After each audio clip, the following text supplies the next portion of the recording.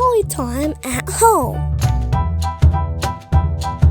Presented by Public Library of Cincinnati and Hamilton County.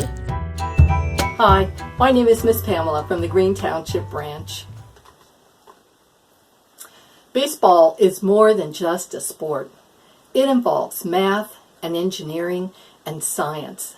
In our story today, we're going to discover how a young man uses all three with baseball to save his town. Randy Riley's Really Big Hit by Chris Van Dusen.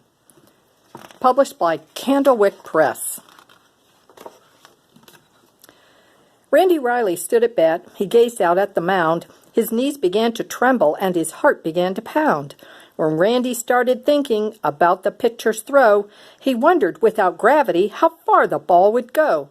And as he stood there pondering, strike three went whizzing by. "You're out," he heard the umpire call, then walked off with a sigh. See, Randy was a genius. He just couldn't hit the ball. He struck out every time at bat. He wasn't good at all. But something beyond baseball brought a smile to Randy's face.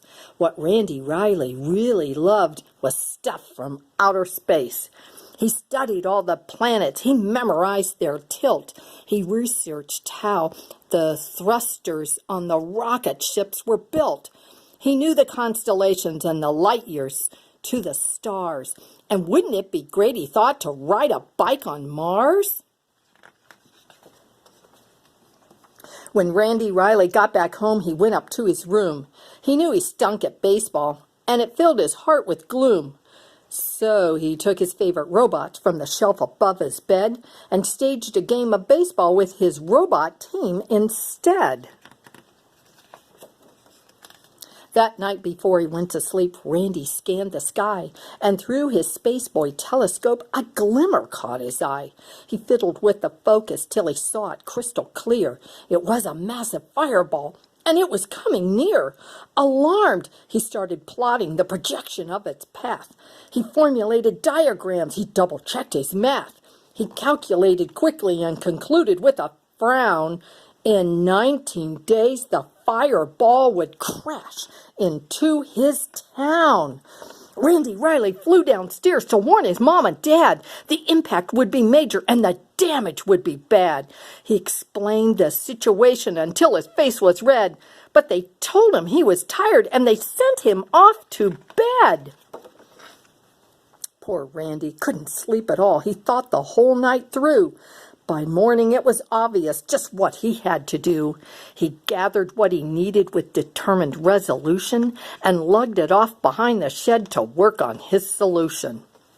Randy toiled for 18 days while other kids had fun, but he was on a mission, so he worked till he was done.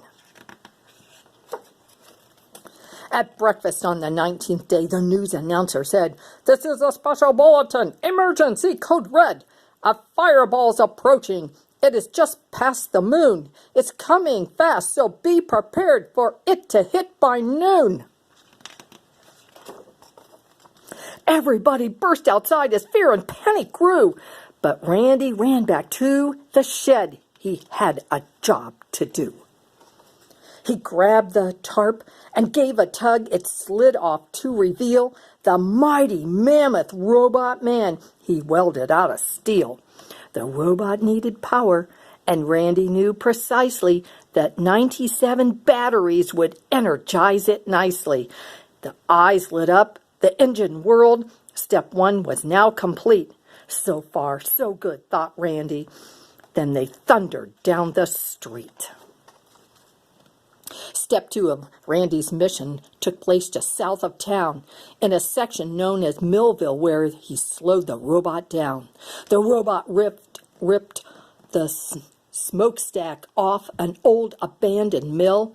Then Randy turned the throttle knob to march him up the hill. Back in town, the people were as frightened as could be, but Randy knew the time had come for critical step three. The robot burst out through the trees, stepped up, and took a stance, while everyone fell silent, as if frozen in a trance. Randy's eye was on the ball. No room for error now. Step 3, 2, 1, and flip the switch, a swoosh, and then kapow! A blinding flash, a booming crash. He knew what he had done. Randy Riley had a hit, his very first home run. The fireball sailed out of sight. A rousing cheer began. Hooray for Randy Riley and his giant metal man! And as the crowd went crazy, Randy stood there with a grin and mumbled, how predictable, a fastball, low and in. When things returned to normal after Randy saved the day, he went back to the baseball field to join his friends at play. And though he swings in earnest, he rarely hits the ball. But that's okay, 'cause Randy's had the biggest hit of all. I hope you enjoyed our story about Randy Riley. And the next time you watch a baseball game, think about the science behind it. Thank you for joining us today, and we'll see you next time. Goodbye. Get free books in the mail. Sign up today. Go to Ohio Imagination Library.org to find out more.